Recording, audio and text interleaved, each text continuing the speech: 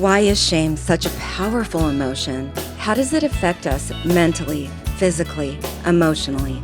I'm Nadia Davis. I'm a mom, author, attorney, and Kundalini yoga teacher who has experienced public shaming that brought me to my knees. On this podcast, I'm going to tell you how I'm living the work, taking shame out of the shadows.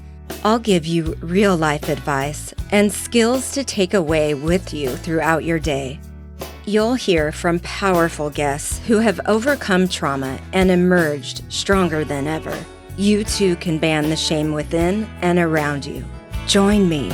You are not alone.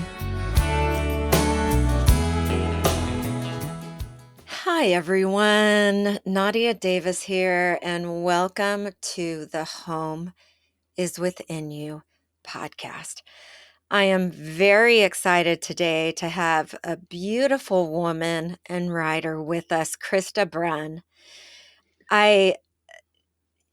Here I am, blessed to be in a country I can call home, my physical home, and having written a book about recovery and redemption, but most of all, a spiritual journey in realizing that our home, my home, is within us.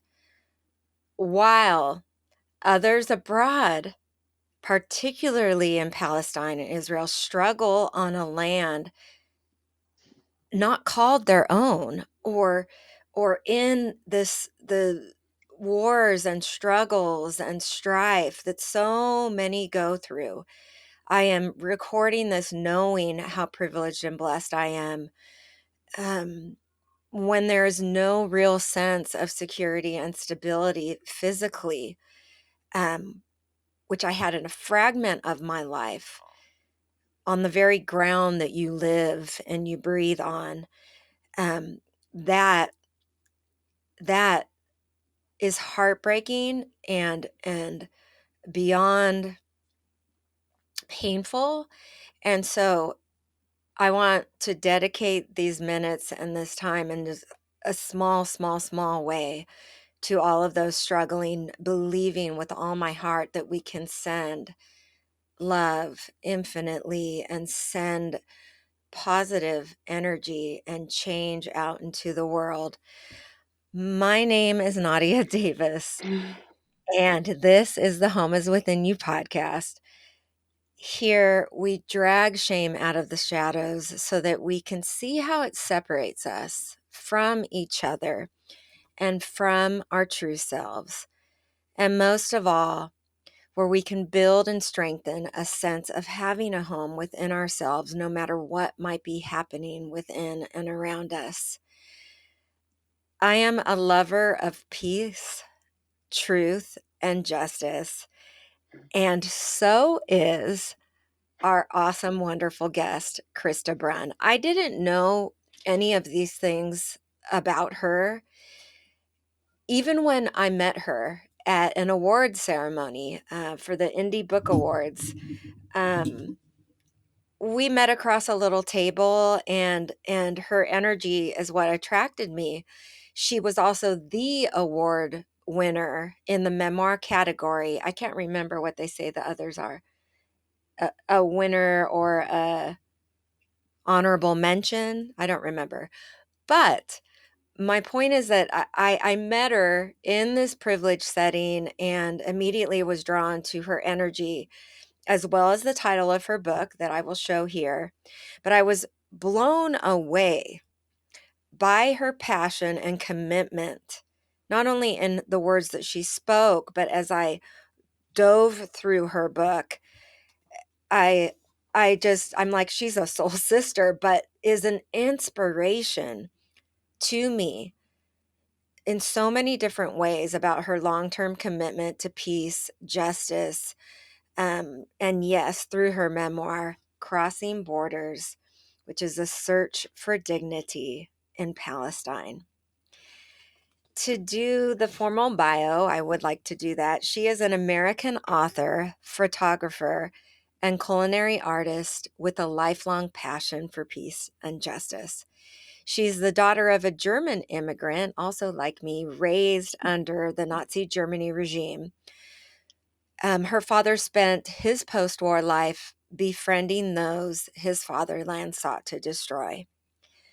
Through her own father's curiosity and journey, she was able to experience and spend time on both sides of the Iron Curtain and witnessed what she describes as the dual narrative of one nation, not just there, but elsewhere. She grew up in the city of Detroit following the rebellion in 1967 and witnessed the hypocrisy of the American national narrative for Indigenous people and people of color. She also notes that she witnessed the hopeful change, including the fall of the Berlin Wall, reconciliation in South Africa and North Ireland, and increased awareness of racial injustice and equality in the U.S. Now, her journey to Israel and Palestine was at the height of the Cold War, and from there on out, she had a fiery passion for making a difference in the lives of the Palestine people. Very much so due to, well, you know what? I'm gonna have you answer those questions. She is the mother of 3 Palestinian Americans, and her hope is that Jewish Israelis and Palestinians can create a common narrative that honors the tragedies and transgressions of their unique historical experiences so that both people can live a life of dignity in a place that they call home. She holds a bachelor's degree in international studies from the University of Michigan, Dearborn, a master's from the Center for Middle Eastern and North African Studies at the University of Michigan, Ann Arbor, and a doctorate in educational leadership and policy analysis from the University of Wisconsin-Madison. She studied Spanish, French, Russian, Hebrew, and Arabic. She's published academic work on Palestine, peace education, and diversity, and led and participated in numerous roundtables on the future of Israel and Palestine. She splits her time between her home in Wisconsin and among her extended family in Jalame, Palestine. Jalame. Mhm. Jalame. I was just going to say, she will tell us the proper pronunciation. One of the things that I really respected about your book was that she included several maps, and the dialect was referred to that she's using. And there's so many things that struck me in your book and with your energy. And the last line of your introduction reads, "When two peoples call the same land home, attempting to carve it up only exacerbates historical and ongoing transgressions that stand in the way of either people living a life of dignity." So this refers to a physical homeland, a physical home. My memoir is about the possibilities of tuning into an infinite space of love and clarity of our soul and those ancestors before us through creating a home within. Yet it begins, it begins with having a sense of a physical home, or does it not? So I want to ask you, you moved a lot as a child. I did. You found so much joy. I wanted to ask you, we have a choice every day between love and fear or judgment. I believe fear and judgment come from the mind and not the soul. And it's clear you've sought and have chosen love from early childhood onward. So tell us a little bit about your childhood and what you think was the birth of this beautiful commitment to love, to passion for justice. Tell us Well, about first of little all, Christa. Nadia, thank you so much for having me. I'm so honored to be here and so honored to have met you in San Diego at the awards ceremony. It was really a gift to me as well as to you. I think we both agree on that. Um, you know, growing up, as you mentioned, I moved around a lot, but my formative years were in the city of Detroit. And what I witnessed there was not only how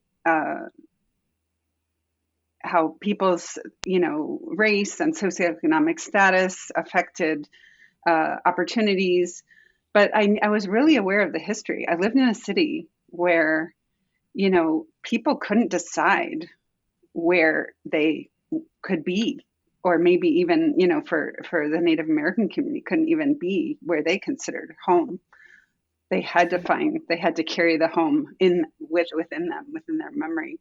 And so I was aware of the borders, of Detroit. There used to be Grand Boulevard was the border for Black people in Detroit, and then it was 8 Mile Road, and of course, ultimately, the city is more wide open. But also being in Germany and witnessing, the division of my father's homeland through war, and how borders divide us not only on the ground but in our minds. Here's one Germany, two Germanys one Germany became two Germanys, and the whole idea of what it meant to be German and the political system and the economic system were all defined by people who had the power to draw lines. And of course, we see that in Israel and Palestine, going way back, long before Israel even was established, with the French and the British drawing lines, carving up the Middle East between themselves. And these lines and these people who have that power, they affect people's lives, sense of identity, their ability to be who they are and express, that sense of self and sense of connection and community, and for generations. And of course, when people's lives are disrupted, we run into historical trauma. And how many communities around the world carry that trauma with them and have to come to terms and challenge their ability to live with dignity. In the case of Palestine, in your own homeland, I mean, there are Palestinians who live in Palestine as refugees. While Jewish Israelis have the rights and privileges of a democracy that privileges Jews over Palestinians. So that awareness went way back. I grew up in the Great Lakes region. I'm still in the Great Lakes region. I know how indigenous peoples of this country have been marginalized, have been displaced, have experienced genocide, and who've been barred from learning their own language, practicing their culture, dressing and being who they are. And so yeah, I carried that awareness from childhood. And so the more I saw it, it's like, oh, I recognize that. I recognize that the ways in which power and privilege play out in our lives, and how I, as growing up as a white person in the city of Detroit, where 80% of my high school was African American, I could see the hopes and dreams of my friends be crushed by the realities on the ground. And I see that today in Palestine.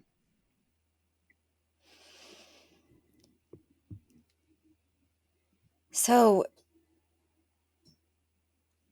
you mentioned right now, as well as in your book, how you witnessed and how you experienced this dual narrative, which I think is so similar to the dual narrative, right, in our heads. And when I say we have a choice between love and fear and judgment every day, fear and judgment coming from our mind that's survivalist, yet we are not our mind nor our thoughts, yet the vast majority kind of wake up, and that's kind of our existence, is we think that that is us and our true selves, whether you are a spiritual person or not, meaning we are infinite beings, whole, divine, and complete. And our energy, when we take our last breath, will continue on in some form. Not to get into a spiritual discussion, yet to get into this dual narrative in minds on both sides of a border. It comes from our survivalist instinct as human beings.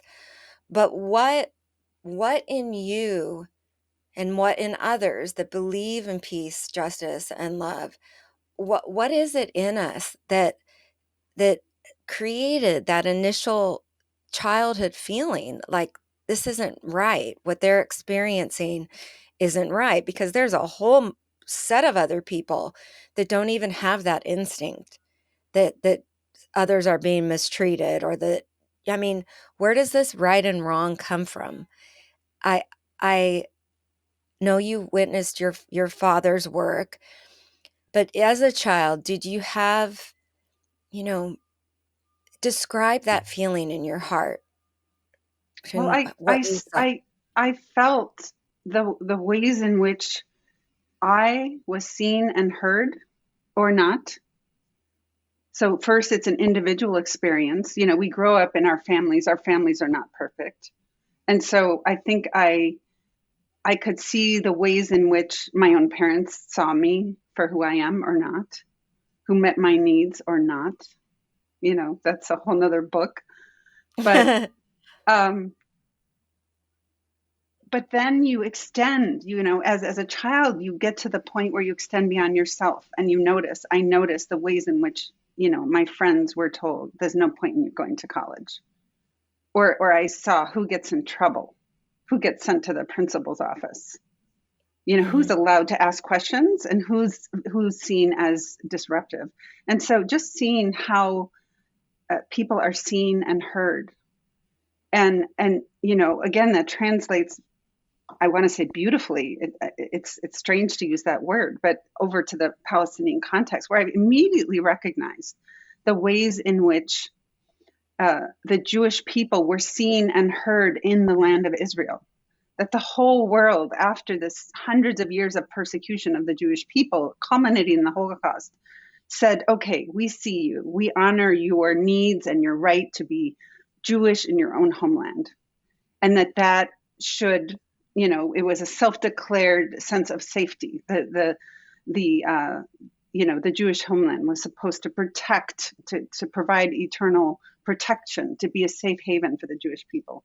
Whereas Palestinians in their own homeland were not seen or heard. To this day, you have politicians saying there's no such thing as Palestinians. There's no such thing as Palestine. And so for a Palestinian, it's like, huh, you know, I witnessed that. I went there. I, I saw the way the Jewish family I stayed with, you know, had work and education and access to resources, and were actually new immigrants and got instant citizenship and, you know, language classes and everything they needed. And then I go to Gaza and I see the way a family are living in absolute poverty. They're from a Mhm. town just up the coast that they could literally walk to or drive Mhm. to in no time. And so they were not, their right to live with dignity in their homeland was not recognized. It was like an either or. And that's where my sense of justice comes in. Like, why Mhm. does one recognition of one narrative have to negate the other? You know, there's The this beauty of absolute your fear. passion, Mm. the beauty of your passion is that you are you are living and in that choice of soul and love. And I believe that the source is because you've responded. You've seen others' pain and others' fears, and it perhaps even created your own, but you've shifted at such an early age to choosing love and justice. I believe that's the calling of our soul. And I think it is in everybody, unless you're a sociopath. Um, and that's what I'm encouraging people to tap into. And so I know kept like pushing you, like, where do you think that comes from? You are so passionately living and choosing love, and that your passion and your justice is it's, you know, energetic. I can feel it across the screen. Well, And and it is a I choice, believe it right? comes from our soul. Yes, it It is is. a choice. I mean, people ask me, how do you expect people in Gaza who've now lost their families and relatives and their homes and everything, how could they ever forgive the Israelis? And I said, that is their choice. It's within all of us to forgive if we know that ultimately we can live with freedom and dignity. And so not every Palestinian will be able to or decide to choose that. But I feel like that's where my hope comes from, is being able to see the other, your enemy, the one who is disenfranchising you, whoever you don't feel safe with. That's just who Right. you can't trust or feel you can't trust.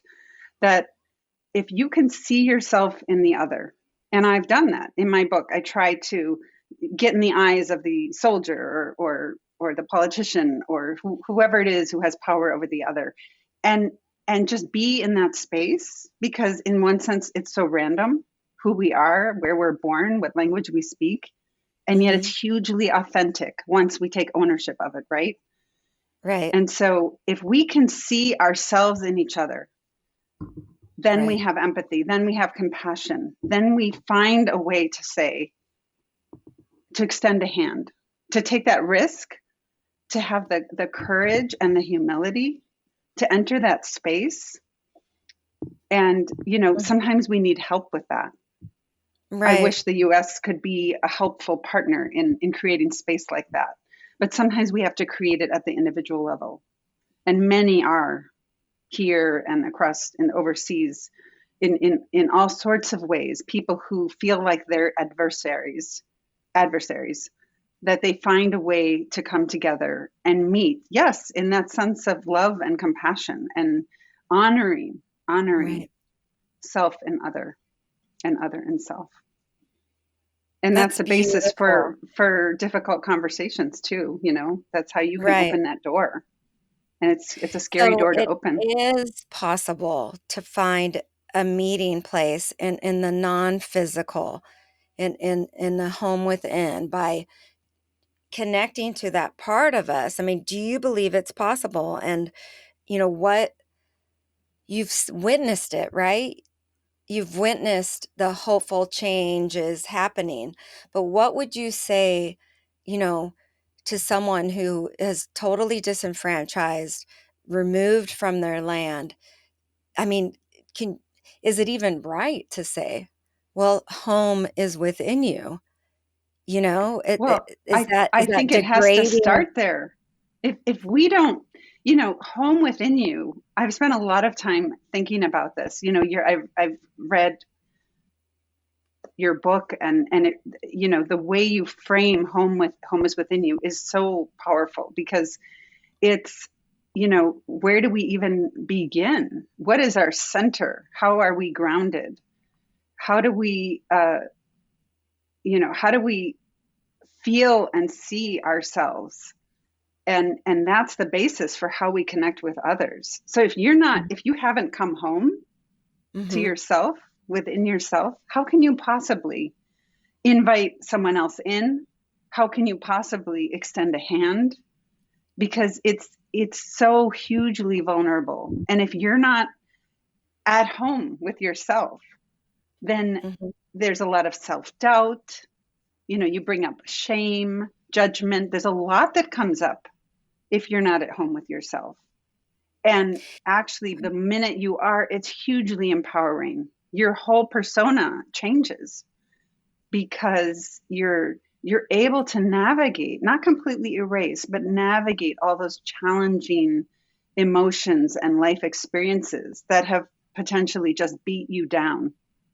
and that's a relative continuum. It could be actual physical horrific abuse, but it could also be psychological abuse. It could be just neglect by circumstance. It could be so many things. But at the end of the day, we carry that trauma with a smaller capital T with us. And so if we can't be home in our bodies, in our souls, in our minds, and integrate all those life experiences into a spacious, open vessel, then how can we really be there for anyone else or the world? And so So that's just how I do it. that's beautiful. So describe when you think that feeling was born in you, that you felt at home within yourself, and you began to nurture it. Has it always been there? And did shame show up ever?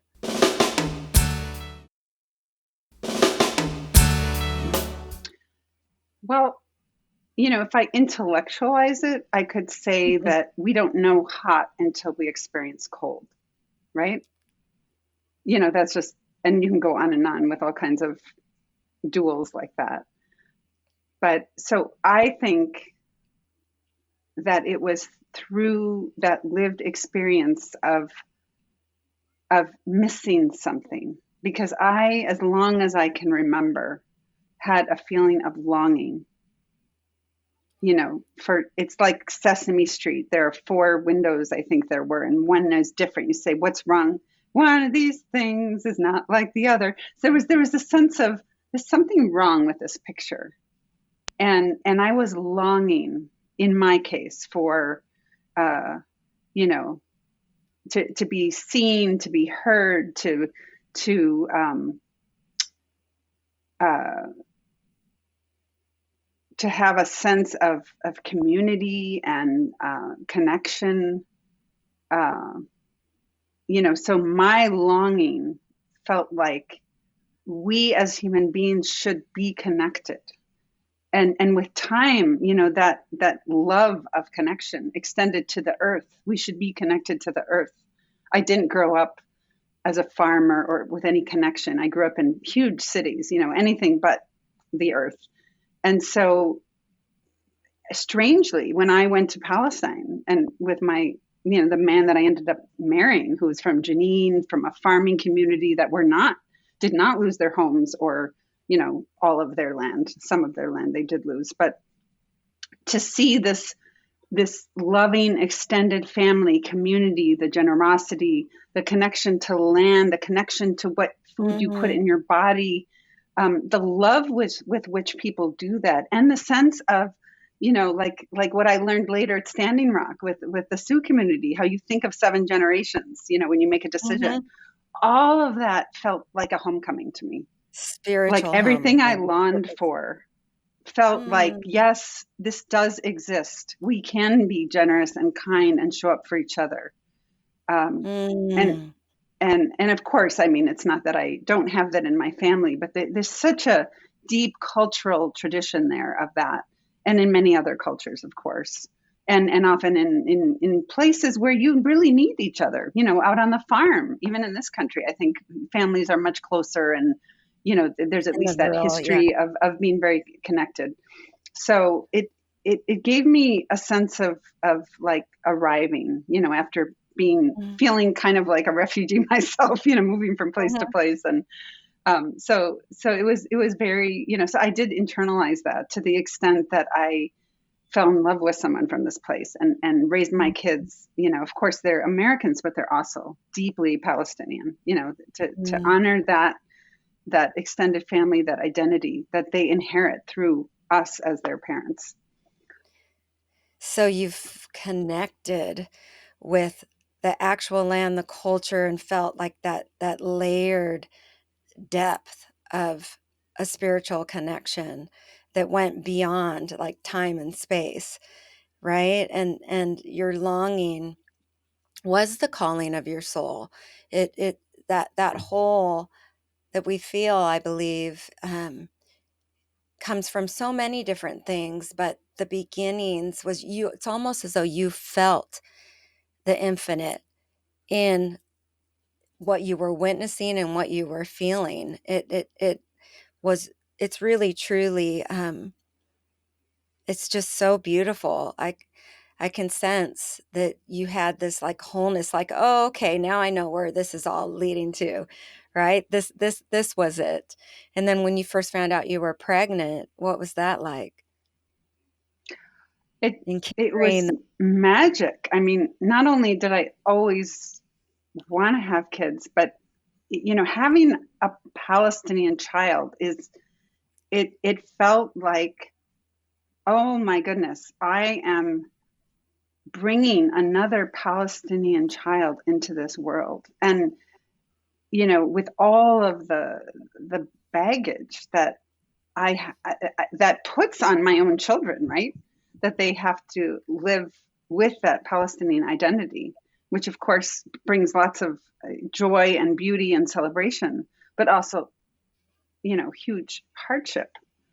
And here I am coming at this as an American into the space of the world of Palestine, and then merging that with my mm, children as well, and seeing the ways in which they are both privileged and greatly discriminated against in the same body, right, as Americans mm. slash Palestinians, whereas here they have certain rights and privileges that completely go out the window the minute we step foot.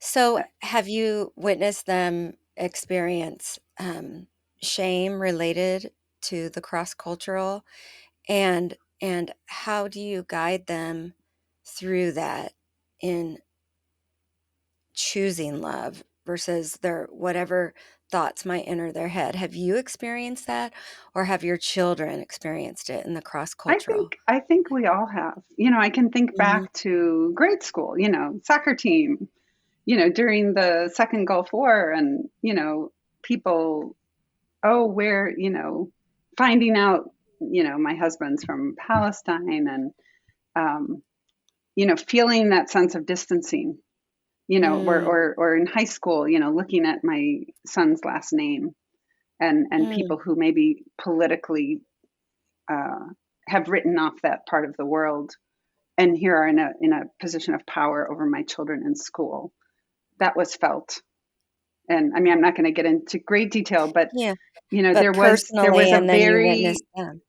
Yeah. there was a very deliberate treatment, if you will, that came with that Mm, for some of my children, or even like pronouncing your own name, and telling, what does my name mean. My father's from Palestine, it's opening that door, that's a mixed bag, and it's it's a vulnerable thing subtle, for a but child. right. Right, and the only reason why I like to pull it out of the shadows is because Hmm. of how powerful those little emotions can be, and thank goodness they had your example of your love for culture, your love for just being you, that probably guided them if they ever were made to feel uncomfortable. But like that's the choice we have, is that am I gonna I mean, we can teach kids some mindfulness, but if we say, like, if you're having these judgments or fears in your head, or other people are saying shame based words to you because of this, how would you guide your child that you, in those moments where it would be choosing their soul and love over those mental judgments? Because your life is a testament to doing that. So, did it carry on into them? Well, I think it does, because what is shame? It's someone shaming you, evoking feelings of shame based on not honoring who you are, right? And Mm, so, or the more people, as we just discussed, the more my children could be at home in themselves, be knowledgeable about, you know, their multi ethnic identity, and the implications, the political implications of that identity. Like children in Gaza right now know geopolitical power plays at the age of Mhm. 4. Right. It's in a sense you have that extra burden of having to really understand the implications. And I think other marginalized communities definitely go through that. There's the Mhm. at home education. There's the what I might call informal. I mean, I have my doctorate in education. There's all this formal education we go through in school and university, but there's the cultural at home. We need to learn how to protect ourselves, communicate, education. And even people in positions of power go through that. I mean, clearly, you know Israel has a lot of power, and the Jewish community reinforces that sense of need. We need to protect ourselves. We are a victim in history, and the never again, this can never again happen to us, which of course many Jews who are in solidarity with Palestinians remind us that actually never again is for everyone. Never again is for everyone. Referring to the Holocaust and what happened to the Jewish community. So, uh, it's just hugely important to be, to have that toolkit as a child, as a human being, and to be able to defend yourselves. There's a thing I want to read from your book when you talk about truth and competing. Reminds me a little bit of this whole competing narrative thing. But you say Exactly, um, that's what it's reminding me of. It's you like say it the is with home. truth. Mhm. It is with truth that we rise up and bring evil down. And let's not overemphasize the word evil, but Mhm. something that obviously challenges you. Right. It is in truth that we find strength and grace to never give up. That begins by connecting to our own within us. And so that's what Right. empowers a child. But it's the knowledge and inner strength and knowing, a different story. Like, you can't define me. You can't Right. erase me. We talk so much in the Mhm. Palestinian context about Israel's effort to erase Palestinians, their culture, their heritage, and literally now their ability to live with respect to Gaza. So, it's so Right. important for every child, every human being in their context to be armed with that knowledge so that they can survive those moments of shaming and judgment Right. that bubble up. Absolutely, and it's almost as though the the home within I is, the border, the sitting on the wall, and it it's not dividing your personal truth. You just are, you are. It and it ignores that way that politics and, you know, realities, culture try to divide us within our hearts. They try to, but even in that grave, hostility and divisiveness, there is that space within us. There is that connecting to our truth and that home. And your book is so profound in being an example of that through your work and your message. And if you can explain how would you envision the roadmap for breaking down that border? I don't mean politically. I mean mentally, emotionally, spiritually. I mean beyond historical and political realities for those out there that are hearing that voice that this is wrong. How I, do we get to that place of choosing love so that when we have those counter thoughts in our head, we can find the space in the middle where we're observing the fears and judgments, but we're powered by love, as you have so beautifully done throughout your life. I mean, it takes courage and humility. It takes, uh, you know, seeing, like I said, yourself in the other. But the thing that complicates this whole equation is the is power. But the thing is, the more in tune you are with what you call the home within, that Mhm. is empowering, because then I can't, if you're at home within, I can't erase you. And if I can't Right. erase you, the hope is maybe I can begin to see you. And in a weak position, it's almost like the burden is almost always on the weaker person or group to have that knowledge and make that invitation.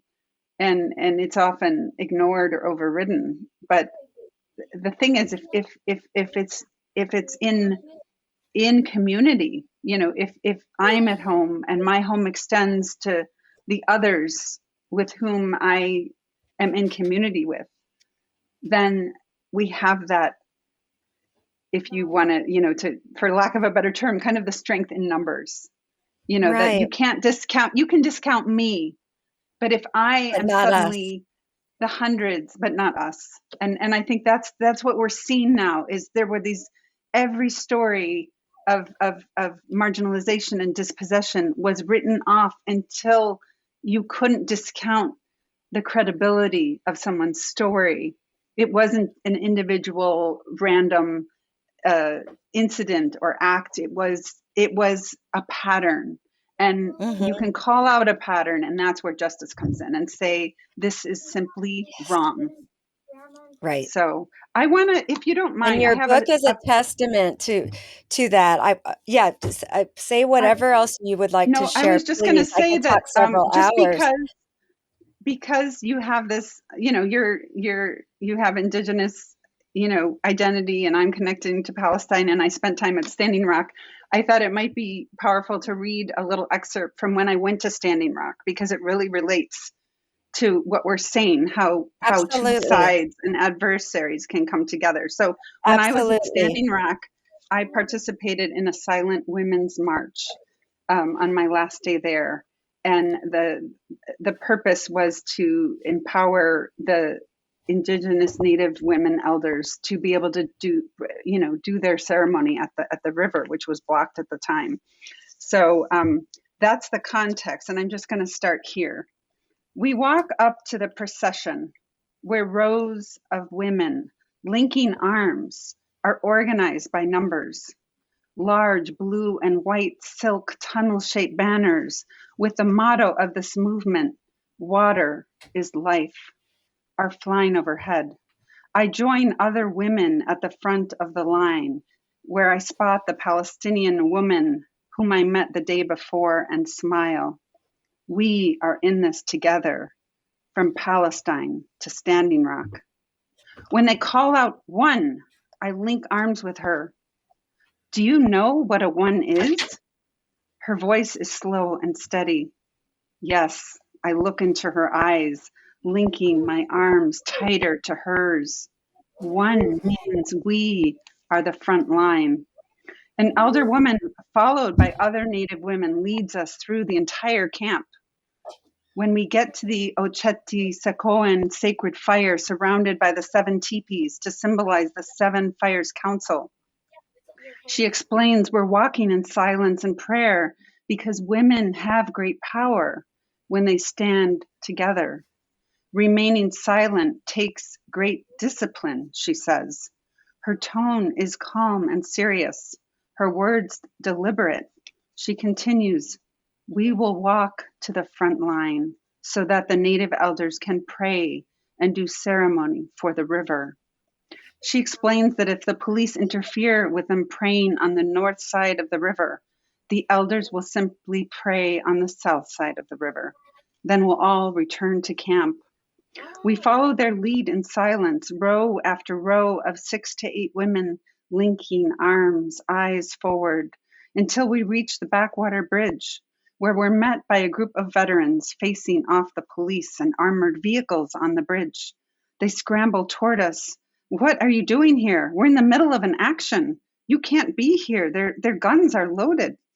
The elder women continue forward without speaking. The veterans form a line in front of the women. We can't let you pass.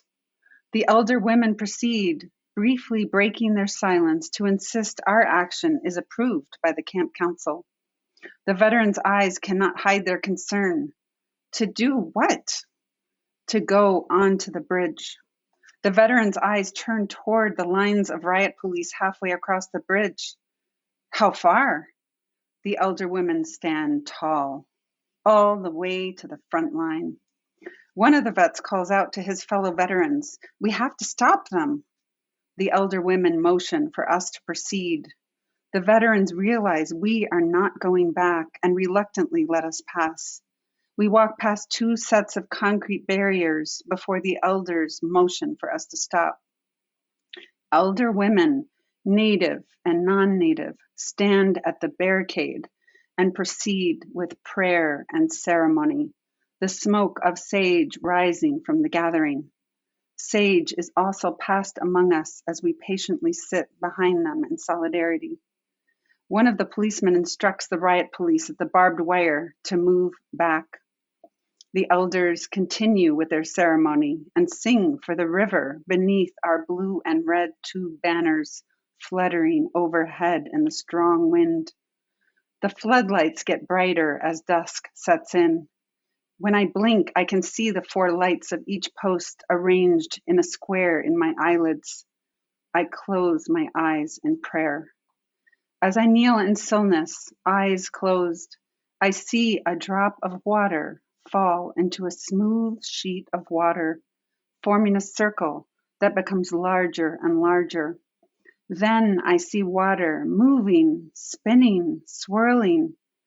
The four spotlights before me become glowing hearts. I reflect on the meaning of the images one after the other. The drop of water with the circle showing the impact of one act rippling outward. We can each make a difference. The swirling water, the Cannonball River restored to her former glory of fast moving water that spins the sacred stones. The lights become hearts as fear and aggression melt into love and kindness. Love brings peace. I open my eyes. The elders have finished their ceremony on the bridge. We wait in silence. Then suddenly, the police let the elders through the barricade down to the north side of the river. My eyes follow the miracle of their footsteps all the way to the water's edge. We can make a difference. After the ceremony, the elders return up the riverbank through the barricade and face us on the bridge. We rise to our feet as one of the elders takes a megaphone and addresses us. She says, "We have done what we were told was not possible. Today we prayed with our brothers." She's referring to the line of police officers behind the barricade. She commends us on our courage to come to the front line, our strength as we stand together, and our commitment to the water. She then instructs us to turn around and silently walk back to camp. We walk, arms locked, heads held high, mission accomplished. We are safe. We are grateful. We are proud. No attacks, no arrests, no injuries, only gratitude. Somehow on that bridge, we met each other halfway.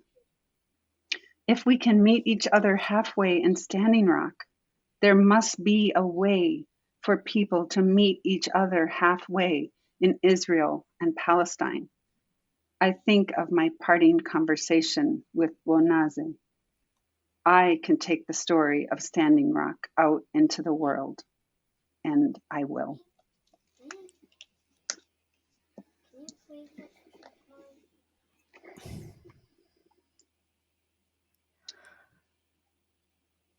Wow. When I said bridge earlier, I had not heard this beautiful piece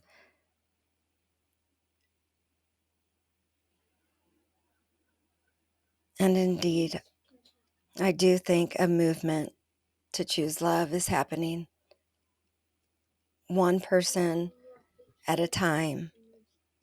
What a beautifully written tribute to choosing love over judgment and fear. Thank you so much, Christa, for your book, Crossing Borders, The Search for Dignity in Palestine by Christa Bruhn, and the work you have done ever since you were a little girl and started following that in your heart. Thank you so much. Well, thank you for having me here, for your own work, for modeling the ways in which anchoring ourselves in home within can actually be that essential first step to being human, to showing up in the world the way we want it to be, to overcoming adversity and challenges and struggles and trauma, and to never giving up on ourselves. And by doing that, we never give up on each other. That is. Thank you so much, Christa. Thank you. You are not alone. If you are dealing with shame and trauma, please reach out to me through my website, nadia-davis.com. You can get a free band shame tip sheet and find out about upcoming events. I'd love it if you picked up my book, Home is Within You, wherever books are sold. If you like this podcast, please tell a friend, leave a review, and make sure to follow me on Apple, Google, Spotify, or wherever you get your podcasts. Sending warm hugs.